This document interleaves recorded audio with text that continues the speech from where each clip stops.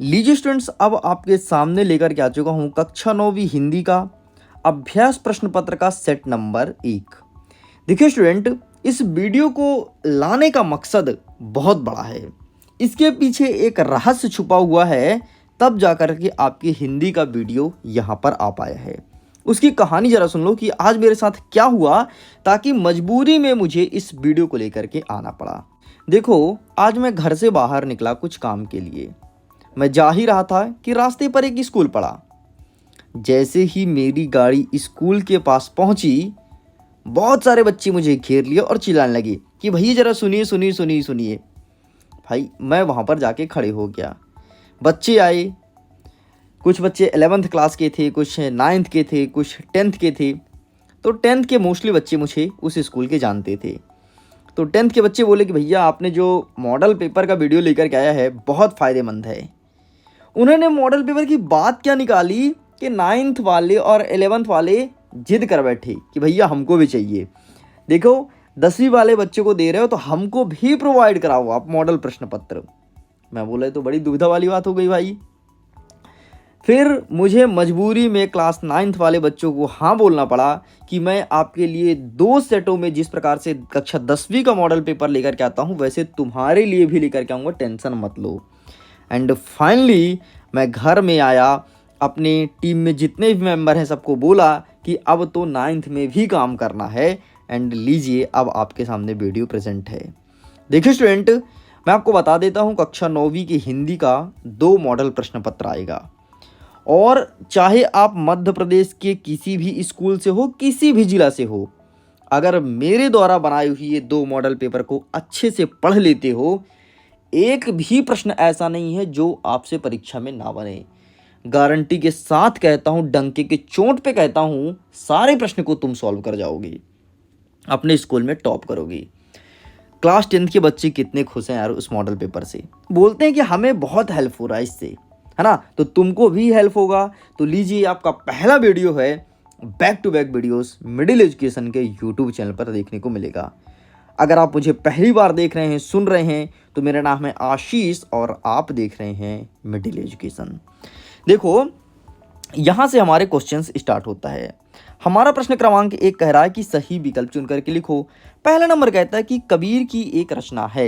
यहाँ पर ऑप्शन कहता है साकेत, कुरुक्षेत्र, बीजक या यामा। तो देखो, कबीरदास की रचना जो है वो है बीजक, तो इसमें आपको टिक करना है। नेक्स्ट कहता है प्रश्न क्रमांक 2, वीर गाथा काल के श्रेष्ठ महाकाव्य कौन सा है ना। तो इसका श्रेष्ठतम महाकाव्य है पृथ्वीराज रासो, जो कि वीर गाथा काल के टाइम का है। ध्यान रखिएगा, पृथ्वीराज रासो। इसे लिखने वाले कौन है? जगनिक। ये भी याद रखना, वैसे परीक्षा में कभी पूछेगा नहीं, ये बहुत डेप्थ में हो जाएगा, लेकिन आपको नॉलेज के लिए पता होना चाहिए। नेक्स्ट कहता है कि ऐसा कौन सा समास है जिसमें दोनों पद प्रधान होते हैं? भाई साहब, द्वंद्व समास है। इसका उदाहरण समझना, माता और पिता, चाचा और चाची, प्रेम और प्रेमिका, है ना। तो द्वंद्व समास में दोनों पद प्रधान होता है। नेक्स्ट कहता है कि हिंदी साहित्य का स्वर्ण युग किसे माना गया है? तो भक्ति काल को हिंदी साहित्य का स्वर्ण युग माना गया है।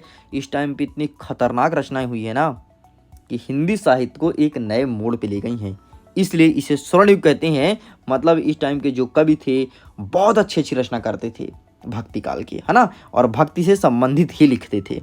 नेक्स्ट कहता है कि जहां किसी शब्द की आवृत्ति एक से अधिक बार हो परंतु उसका अर्थ हर बार अलग अलग हो, उसे कौन सा अलंकार कहते हैं? देखो यार, एक ही शब्द आए लेकिन अर्थ अलग अलग हो। उदाहरण के साथ समझना, कनक कनकते 100 गुरु। मैंने क्या बोला? कनक कनक, बस खत्म, इतने में समझ जाओ। एक ही शब्द आया है ना, लेकिन इस कनक का अर्थ अलग है, इस कनक का अर्थ अलग है। पूरा उदाहरण सुन लो। कनक कनकते 100 गुनी, मादकता अधिकाय, वाह पाए बौराय नर या खाए बौराय। एक कनक का मतलब होता है सोना, दूसरे कनक का मतलब होता है धतूरा। ठीक, तो सोना मतलब अगर कोई स्त्री बहुत ज्यादा सोना पा जाती है, गोल्ड पा जाती है, तो पागल हो जाती है खुशी के मारे, अरे हमारे पास इतना सोना है। और अगर कोई स्त्री या अगर कोई व्यक्ति कनक मतलब धतूरा को अगर खा लेता है तो पागल हो जाता है, उसको मरने की नौबत आ जाती है, क्योंकि धतूरा जहर होता है। अरे वही धतूरा जो शंकर जी के फूल के रूप में चढ़ता है। समझ गए होगे? तो इसका सही आंसर होगा यमक अलंकार। ये यमक अलंकार का एग्जाम्पल है। एक ही शब्द हो किंतु अर्थ डिफरेंट हो। नेक्स्ट कहता है मीठी वाणी बोलने वाला होता है, जो मीठी वाणी बोलता है उसे क्या कहते हैं? सुभाषित, मितभाषी, कटुभाषी, मृदुभाषी। तो इसे कहते हैं ऑप्शन नंबर द मृदुभाषी। जो मीठा बोलता है उसे कहते हैं मृदुभाषी। नेक्स्ट कहता है प्रश्न क्रमांक 2, रिक्त स्थान की पूर्ति कीजिए। आइए करते हैं। पहला नंबर कहता है कि प्रेमचंद्र का जन्म डैश डैश डैश में हुआ। तो यहाँ पर यार अब देखो दुविधा वाली बात है कि क्या पूछा है। प्रेमचंद्र जी का जन्म का तिथि पूछा है या स्थान पूछा है ना? तो प्रेमचंद्र जी का जन्म में हुआ मतलब यहाँ पर तिथि पूछा है, तो यहाँ पर लिखेंगे 1880। तो प्रेमचंद्र जी का जन्म 1880 में हुआ, ठीक है। और अगर कोई बच्चा लिखना चाहता है तिथि के साथ उनका स्थान, तो दोनों लिख करके काम चला जा सकता है। नेक्स्ट कहता है ज्ञान मार्गी भक्ति धारा के प्रतिनिधि कवि हैं। प्रतिनिधि पूछा है, देखो ध्यान से प्रश्न को पढ़ना। आपको पता है ज्ञान मार्ग भक्ति धारा के बहुत सारे कवि हैं, जैसे कबीर दास हो गए, रैदास हो गए, ये सब बहुत सारे कवि हैं। लेकिन यहाँ पर प्रतिनिधि पूछा मतलब मालिक कौन था, तो भाई साहब कबीर दास जी थे। कौन थे? कबीर दास। ध्यान रखना, ठीक है। आपके सारे डाउट कआउट करूंगा, टेंशन मत लो। 10th की तरह तुमको भी टॉप कराऊंगा, मैंने ठान लिया है। बच्चों के रिक्वेस्ट के बाद तो फाइनली अब तुम जुड़ जाओ और अपने दोस्तों के पास तक अभी इस वीडियो को नहीं भेजो ना, भेज दो। यकीनन तुम्हारा दोस्त तुम्हारा तारीफ ही करेगा कि यार तुमने अच्छा चैनल बताया जहां से हमें फायदा मिल रहा है। नेक्स्ट तीसरा नंबर कहता है कि रस को काव्य की डैश डैश बताया गया है।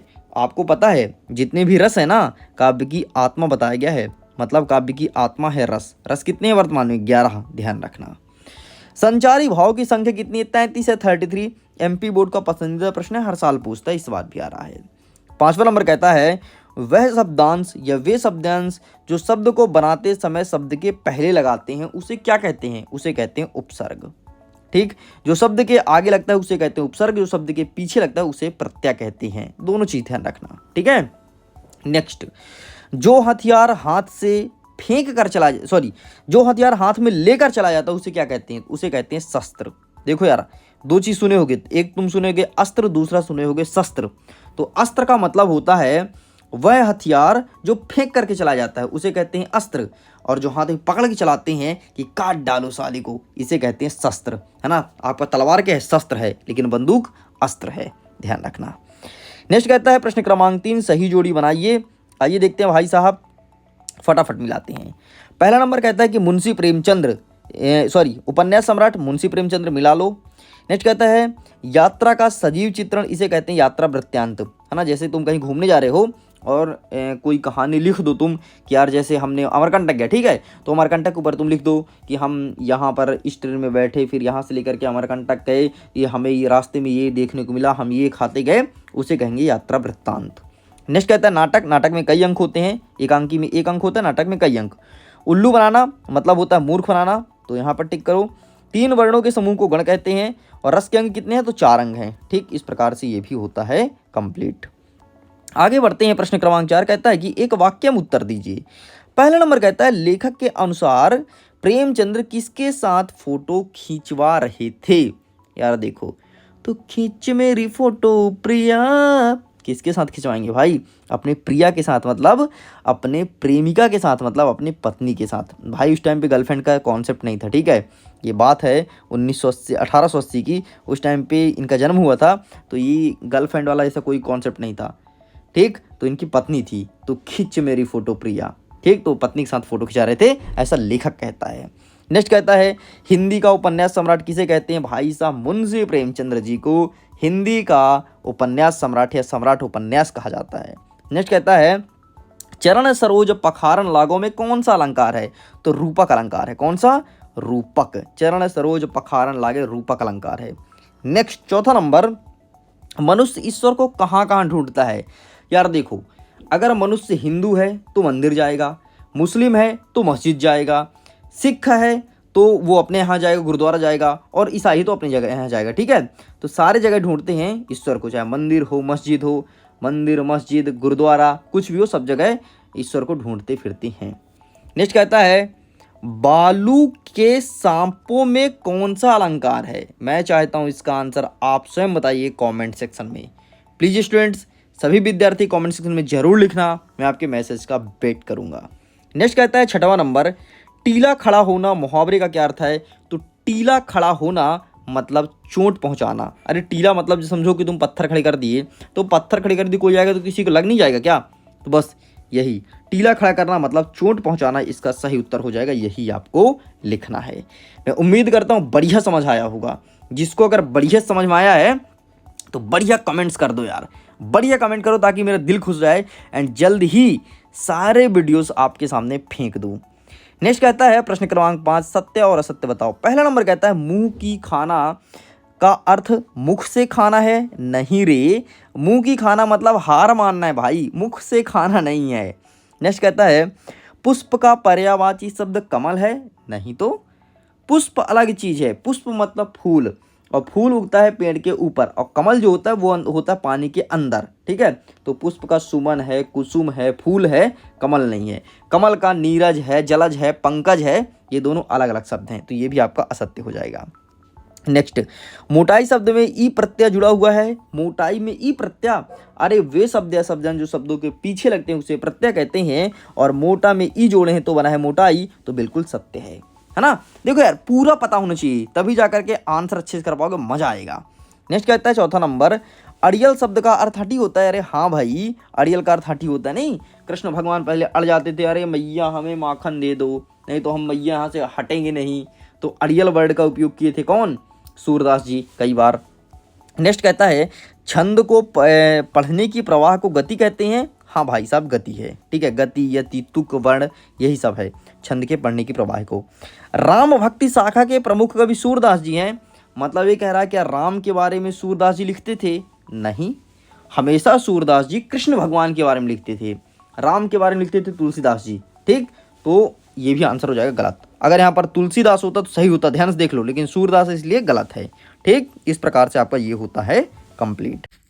हमारा छठवां नंबर कहता है दिए गए शब्दों के अर्थ सहित वाक्य बनाइए। मतलब इसका अर्थ लिखना है पहले शब्द का, फिर हमें क्या करना है, वाक्य को बनाना है। यहाँ पर पहला शब्द कहता है मृदुभाषी, दूसरा शब्द कहता है सम्माननीय, तीसरा कहता है बाहुबल, और चौथा कहता है अंतरात्मा। तो इसके लिए हमें जाना पड़ेगा अपने एड ग्रेड में, क्योंकि एड ग्रेड से बहुत सारे प्रश्न आते हैं। तो एड ग्रेड में जैसे ही हम गए पेज नंबर 20 में, तो ये यहाँ पर कुछ शब्द दिए गए हैं।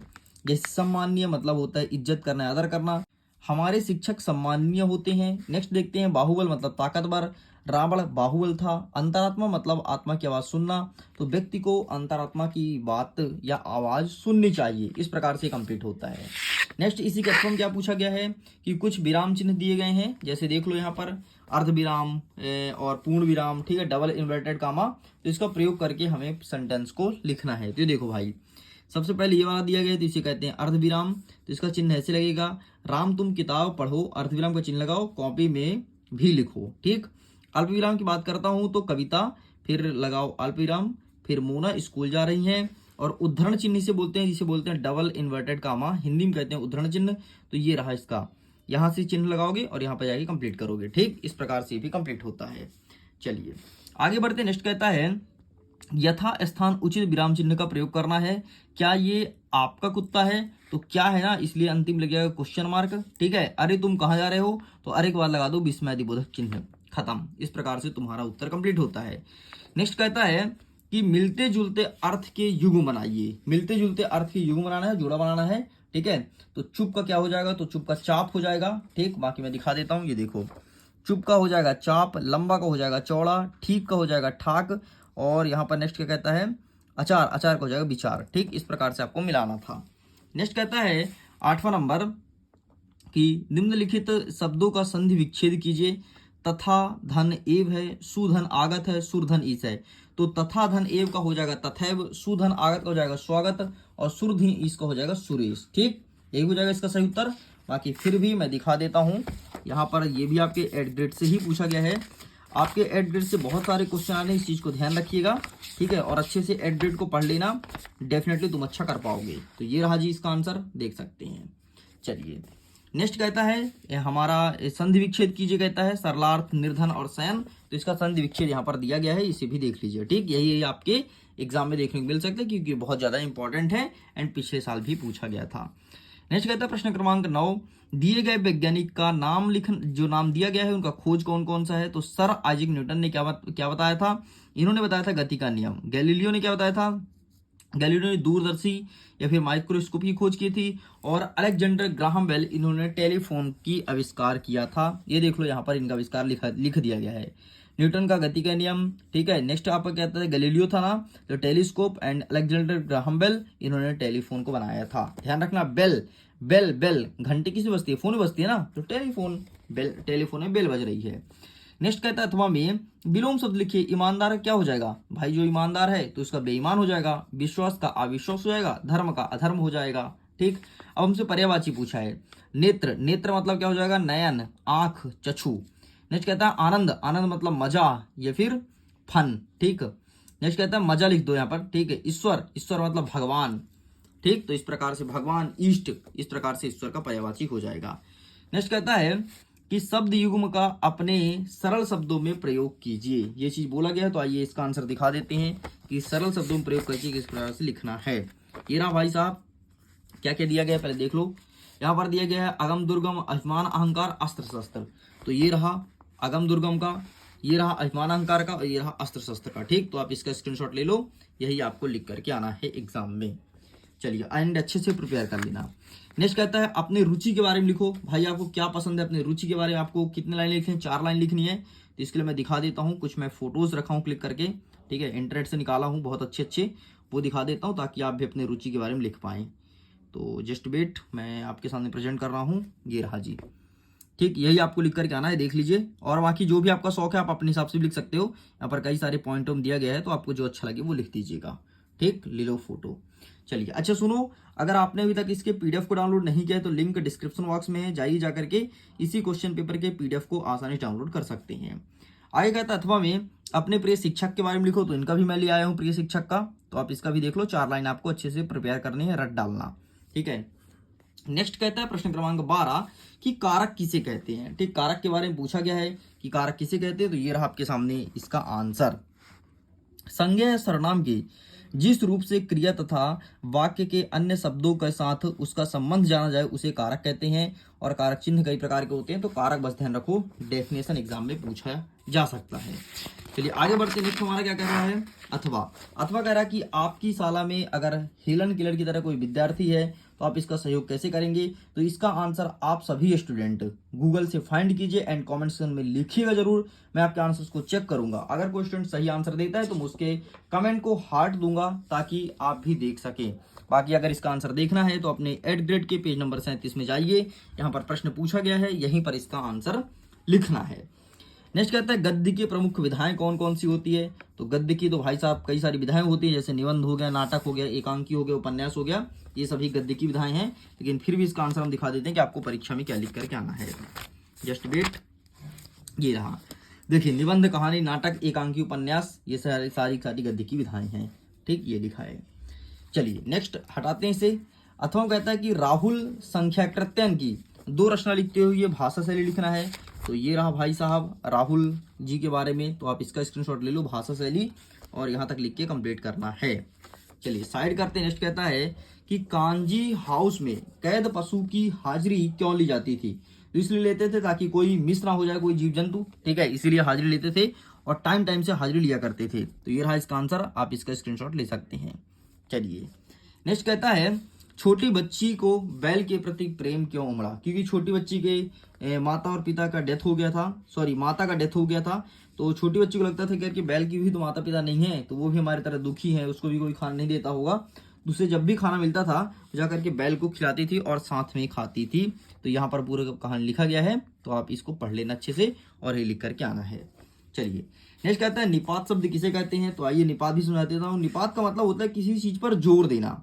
जैसे मैं बोला राम बाजार जाएगा, तो ये तो नॉर्मल सेंटेंस हो गया, लेकिन जब मैं बोला राम भी बाजार जाएगा, तो भी जो मैं जोड़ दिया वो हो गया निपात, ठीक। देख लो यहाँ पर लिखा है, जो मैं समझाया वही यहाँ पर लिखा गया है। आगे बढ़ते हैं। नेक्स्ट कह रहा है कि संधि की परिभाषा लिखिए और क्या प्रकार पूछा है ना, हाँ। तो देखो दो ध्वनियों को आपस में मिलने से संधि बनता है। संधि 3 प्रकार का होता है, स्वर, व्यंजन और विसर्ग। ऐसा भी लिख सकते हो, 2 वर्णों के मेल से जो विकार उत्पन्न होता है उसे संधि कहते हैं। ऐसा लिख के काम चलाया जा सकता है। नेक्स्ट कहता है 16 नंबर कि मुहावरे और लोकोक्तियां में अंतर लिखो। देख लो भाई साहब, ये रहा आपके सामने मुहावरे और लोकोक्तियां में आंसर। तो जरा समझ लो पहले, फिर लिखते रहना। मुहावरा क्या होता है? एक ऑफिशियल टर्म्स होता है मुहावरे। लेकिन लोकोक्तियां लोगों में प्रचलित उक्तियां, मतलब यहाँ पर देसी भाषा का भी प्रयोग होता है लोकोक्तियां में, जबकि मुहावरे में ऐसा कोई भाषा का प्रयोग नहीं होता। मुहावरा के हमेशा अंत में ना देखने को मिलता है, ना शब्द अंतिम में रहता है। जैसे लात मारना अंतिम में ना हो गया, ठीक है। नाक टेढ़ा करना तो ना हो गया, अंतिम में ना देखने को मिलेगा ही मिलेगा। लेकिन लोकोक्ति में ऐसा कोई फिक्सन नहीं है, ठीक। बाकी यहाँ पर लिखा गया है तो आप स्क्रीनशॉट ले ही लिए होंगे।